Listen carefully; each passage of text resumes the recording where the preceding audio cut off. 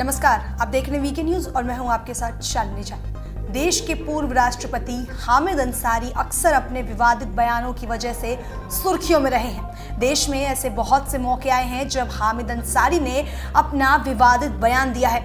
भारत में असुरक्षित महसूस करने से जुड़ा बयान हो या योग दिवस पर कार्यक्रम में शामिल ना होने पर दिया गया बयान, और या फिर वंदे मातरम गाने को लेकर दिया उनका बयान हो, हामिद ने हर बार कुछ ना कुछ ऐसा विवादित बयान जरूर दिया है।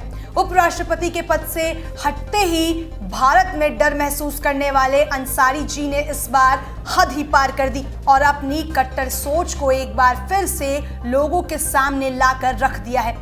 इस बार हामिद अंसारी ने राष्ट्रवाद को लेकर विवादित बयान दिया है।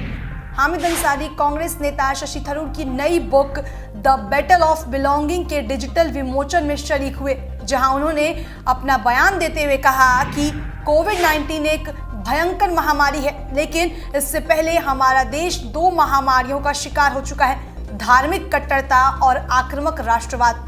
धार्मिक अवधारणा को धर्म के आधार पर किए जाने वाले ढोंग के रूप में परिभाषित किया जा रहा है और आक्रामक राष्ट्रवाद के बारे में पहले ही बहुत कुछ लिखा जा चुका है। ये विचारधारा के लिहाज से एक जहर जैसा है जो किसी संदेह के बिना लोगों के व्यक्तिगत अधिकारों का उल्लंघन करता है और अधिकारों को कमजोर करता है। ये कई बार नफरत का रूप ले लेता है और एक ऐसी घुट्टी के रूप में काम करता है जो कि बदले के लिए उकसाता है। तमाम लोगों ने इसके उदाहरण कहीं और नहीं बल्कि अपनी ही जमीन पर देखे होंगे। देशभक्ति स्वभाव के लिहाज से बेहद सकारात्मक योजना है, चाहे वह सांस्कृतिक रूप में हो या फिर सैन्य रूप में। ये आम लोगों की भावनाओं को सही दिशा देती है। अब सोशल मीडिया पर हामिद अंसारी के इस बयान की खूब आलोचना हो रही है। लोगों का कहना है कि राष्ट्रवाद और देशभक्ति से हामिद अंसारी को परेशानी है, लेकिन मजहबी उन्माद और कट्टर इस्लामी में इनको मासूमियत दिखाई देती है। कितने शुद्ध मानसिकता के इंसान को कांग्रेस ने मुल्क का उपराष्ट्रपति बनाया था।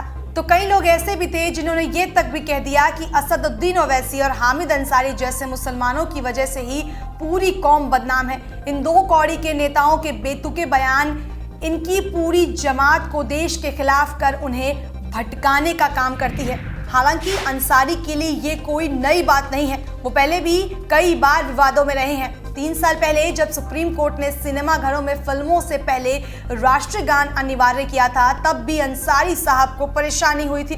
उन्होंने कहा था कि अदालतें समाज का हिस्सा हैं, मैं इससे असुरक्षा की भावना कहूंगा। दिन रात अपना राष्ट्रवाद दिखाने की बात फिजूल है। मैं एक भारतीय हूं और इतना काफी है। 2018 में एएमयू में जिन्ना की तस्वीर पर जब विवाद हुआ था, तब भी अंसारी साहब इसके समर्थन में उतरे थे। मतलब अंसारी जी जिन्ना भक्त भी हैं। हामिद अंसारी 2017 में कट्टरपंथी संगठन पॉपुलर फ्रंट ऑफ इंडिया के कार्यक्रम में शिरकत कर चुके हैं। उसी पीएफआई के कार्यक्रम में जिस पर दिल्ली में दंगे भड़काने जैसे आरोप लगे हैं। पीएफआई पर उस वक्त भी लव जिहाद फैलाने में शामिल होने का आरोप लगा था। साल 2015 के गणतंत्र दिवस पर अंसारी के राष्ट्रध्वज फहराने और राष्ट्रीय गान गाने के दौरान सैल्यूट न करने पर खूब विवाद हुआ था। वैसे अंसारी साहब की शेरवानी के अंदर एक कट्टर मुसलमान छुपा है, ये तो बहुत पहले ही सबको पता चल गया था, लेकिन वो अपने बयानों से लोगों को बार बार इस बात का एहसास कराते हैं कि उनको देशभक्ति और राष्ट्र प्रेम से ज्यादा प्रेम इस्लाम से है और वो एक इस्लामिक कट्टरपंथी है। हामिद अंसारी के इस बयान पर आपकी क्या राय है? कमेंट सेक्शन में आप हमें जरूर बताएं और देश और दुनिया की तमाम बड़ी खबरों के लिए देखते रहे वीके न्यूज। धन्यवाद।